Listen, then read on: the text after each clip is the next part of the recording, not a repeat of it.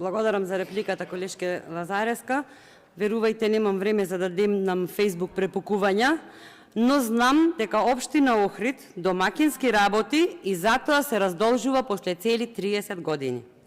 Ке биде раздолжена, немајте дилема, но ако било од државата, на граѓаните што им да им кажете, нив им е јасно дека ако било до власта ќе ја раздолжила општина Охрид уште во времето на Константин Георгиевски, а немало да чека да дојде Пецаков.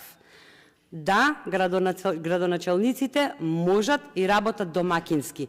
Тоа е факт и токму заради тоа општина Охрид ќе се раздолжи. И вие самите сте свесни дека проектите кои што ги изгласавме за Кочо-Рацин и за Лескоец се резултат на домакинското работење од владата, затоа што имаше изготвени проекти и издадени одобренија. Затоа што многу повеќе се работи отколку што се ветувало.